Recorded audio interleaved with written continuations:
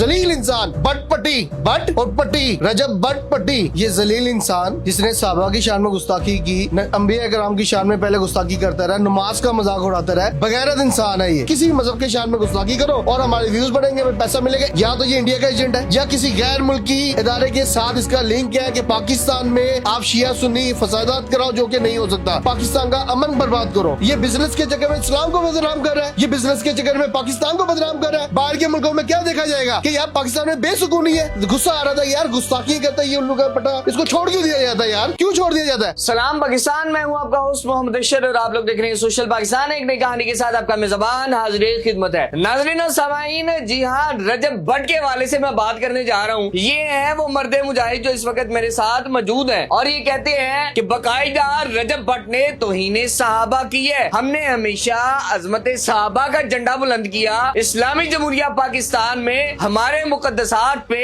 एक शख्स भौंकता दिखाई दे रहा है और उसकी जो जुबान है इस कदर गलीज है कि वो गलाजत बकता है और उसके बाद मोमिनीन के जज्बात को मजरू करता है। नाज़रीन, आइए चलते हैं, इनसे जानने की कोशिश करते हैं कि सबसे पहले तो इन्होंने वीडियो देखी और उसके बाद कैसे ज़हन साजी की कि मुझे इस मामले को रोकना होगा, तौहीन के इस सिलसिले को रोकना होगा, इस चेन को काट के फेंक देना होगा और इस तरह के गलीज इंसान को जो है वो कानूनी गिरफ्त में लेना होगा। अस्सलाम वालेकुम, कैसे हैं आप? खैरियत से हैं? सबसे पहले तो अगर मैं बात करूं रजब भट्ट की, ये कोई फेम लेने के लिए पब्लिक स्टंट है, वो पब्लिक फिगर मारने जा रहे हैं, या फिर आप अंदर से वाकई इस्लाम का जज्बा रखते हैं, इस्लाम का दर्द रखते हैं और जो मुकद्दसात है उसकी इस कदर ताजीम करते हैं कि आपका दिल जो है वो छलनी हुआ और उसके बाद आप डायरेक्ट जाते हैं और कानून का रास्ता लेते हैं और इस तरह के गुस्ताख के खिलाफ बाकायदा कानूनी कार्रवाई का आगाज करते हैं। मुझे ये बताइए फेमस कहाँ पे है ये जलील इंसान जिसने साहबा की शान में गुस्ताखी की, अंबिया कराम की शान में पहले गुस्ताखी करता रहा, नमाज का मजाक उड़ाता रहा, बगैरत इंसान है ये। इसको फेमस कैसे कहते हैं आप? फेमस पर्सनैलिटी हमारे कदम से, ठीक है ना, अल्लामा इकबाल थे जिन्होंने पाकिस्तान बनाया। उसके अलावा भी हमारी फेमस पर्सनैलिटी ऐसी है, इस्लामिक में भी है, पॉलिटिकल में भी है, ठीक है, वो समझ आता है। ये जो टिकटॉक नहीं देखता उसको क्या पता रजब भट्ट कौन है। जब ये मामला हम तक पहुंचा 10वें मुहर्रम को, मैंने ये वीडियो देखी, जैसी देखी रात 3 बजे के टाइम पे मैंने अपने वकील साहब से रब्ता किया। मैं किसने ये बगैरती की है, साहबा कराम की शान में गुस्ताखी की है जो नाकाबिले माफी है, हमने इसके खिलाफ एक्शन लेना। उन्होंने कहा आप फौरी तौर पे ना सुबह फौरी आपने मेरे पास आना है, इसकी एप्लीकेशन दें आप जाके NCCA national cyber crime agency में, जो कि हमने उस पे अमल किया। हम वहाँ पे गए, मौजूद वहाँ ये बैठा था ऑलरेडी। आप ये देखेंगे ऐसा जलील इंसान, बटपटी, बट और पट्टी, रजब बटपटी, ठीक है ना, ये वहाँ मौजूद था। वहाँ पता लगा कि क्रिश्चियन कम्युनिटी का दिल दुखाया। यार ऐसा नहीं है हमारे इस्लाम में भाई। गुस्ताखी है क्या, पहले ये बताए ना भाई, किन की शान में आप गुस्ताखी कर रहे हैं? ये अकल मौत नहीं है आपको? हमें भी पता है। अब अमीन माविया रज़ियल्लाहु के बारे में इसने गुस्ताखी की है। गुस्सा आ रहा था यार, गुस्ताखी करता है ये उल्लू का पटा, इसको छोड़ क्यों दिया जाता है यार, क्यों छोड़ दिया जाता है? ये इसके एक तो पहले बिजनेस है। बिजनेस क्या है? ये शोहरत के लिए नहीं करता, ये जलालत के लिए करता है, ये पैसा कमाता है कि किसी भी मजहब के शान में गुस्ताखी करो और हमारे व्यूज बढ़ेंगे, हमें पैसा मिलेगा। उसी चीज में सबसे बड़ी बात करने लगा इंशाअल्लाह ताला। हमें बड़ी अल्लाह पाक से उम्मीद है। आपको अभी इल्जाम नहीं, एजेंसियां बताएंगी, हम दरखास्त देने जा रहे हैं इन्वेस्टिगेशन के बाद। या तो ये इंडिया का एजेंट है या किसी गैर मुल्की इदारे के साथ इसका लिंक है कि पाकिस्तान में आप शिया सुन्नी फसादात कराओ, जो कि नहीं हो सकता। दूसरे लम्हे पे पाकिस्तान का अमन बर्बाद करो, इदारों में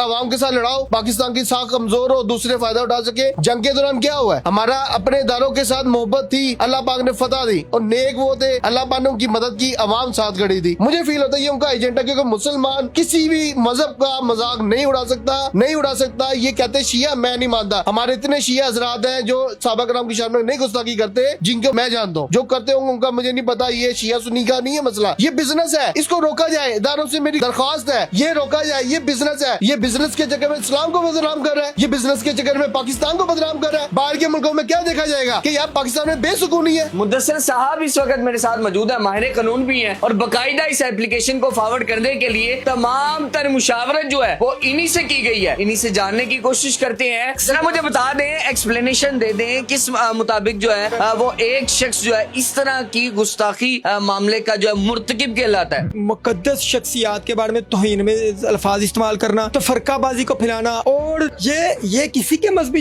जज्बात मजरू नहीं कर सकता, मसीहियों के मजहबी जज्बात मजरू नहीं कर सकता। तीसरी बात मैं एक और बता दूं, पहले FIR हुई हैं और उनमें कंप्रोमाइज हो गया या उन्होंने पीछे फॉलो नहीं किया। मुझे कुछ दोस्तों के थ्रू पता चला कि पीछे फॉलो अप नहीं लिया गया या बैकअप नहीं किया गया, ठीक है। ये देखें, ये हमारा पिटिशनर चला जाएगा, पीछे हट जाएगा, ये पूरी उम्मत का मसला है। तो कोई बात नहीं, आप खड़े हो जाए, मैं पीछे हो जाता हूँ, आप खड़े हो जाए, वो भाई खड़े हो जाए, सारे खड़े हो सकते इसमें। शिक्के बता दें और ये भी बता दें कि इनकी सजाएं क्या क्या है। मजहबी जज्बात को मजरू करना ये हमारे 295 इसको डील करता है। इसकी सजा 10 साल और 7 जुर्माना भी होता है। ठीक है, अब जब हम कोर्ट में गए हैं ना, कोर्ट ने इनसे रिकॉर्ड तलब कर लिया, भाई आपने FIR दर्ज क्यों नहीं की। दूसरी बात ये, मैं जो पिटिशनर के ऊपर जो कहते हैं फेम लेने के लिए ये नहीं किया, देखे पूरी दुनिया मिलके किसी इंसान का नुकसान करना चाहे तो अल्लाह ताला की ज़ात फरमाती है नुकसान नहीं कर सकती जब तक मैं ना चाहूँ। पूरी दुनिया मिलके फायदा करना चाहे तो नहीं कर सकती जब तक अल्लाह ना चाहे। जब इज्जत और जिल्लत अल्लाह के हाथ में, तो किसी के कहने से किसी को इज्जत नहीं मिल जानी। अगर हमारा पिटिशनर शोहरत लेने के लिए कर रहा है ना, तो आप भी करें यार, आप भी शोहरत लें, आप भी पैसे लगाएं, आप भी दारों में चक्कर लगाएं, आप भी बार बार वहाँ पे जाएं, आप भी अदालतों में जाएं, पैसे लगाएं, ले लें, आप भी शोहरत।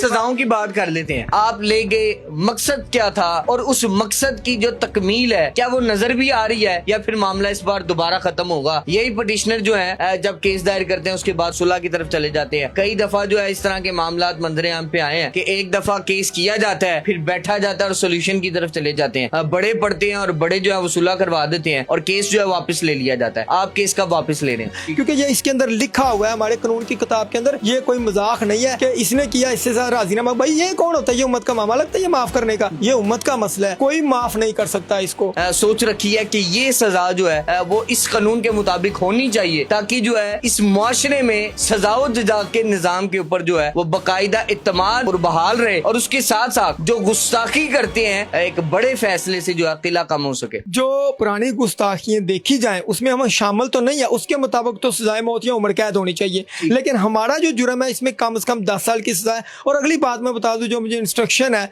मेरे क्लाइंट की, क्लाइंट ना भी हो, मेरा भी ये जाती मसला है, आपका भी ये जाती मसला है। हम CCD को एक एप्लीकेशन देने जा रहे हैं कि जनाब ये मजहबी इंतशार फैलाने की कोशिश की जा रही है, अगर आप इसको नहीं रोकेंगे तो खुदारा ये इंतशार फैलेगा, ये दंगा फसाद होगा, इत्मीनान उठेगा, अदारों से इत्मीनान उठेगा। खुदारा CCD की तरफ जा रहे हैं कि अब इस बंदे को आप खुद किसी तरीके से रोके। नाज़रीन, प्रोसीडिंग का सिलसिला जारी सारी है और तमाम तर सूरत हाल जो है वो तो आप जान ही चुके हैं। जिस तरह उम्मत मुसलमान के जज्बात को मजरू किया गया है, इस तरह के शख्स को करारवा की सजा दिलवाने के लिए जो जद्दोजहद है वो जारी सारी रहेगी और इसको कानूनी गिरफ्त में लाया जाएगा। इसी के साथ आप भी अपनी राय का इजहार कमेंट सेक्शन में लाजमन कीजिएगा। अपने मेजबान मोहम्मद अशरफ को आज के प्रोग्राम से दीजिए इजाजत। मुलाकात करूंगा अगले प्रोग्राम में। अल्लाह ने के बाद।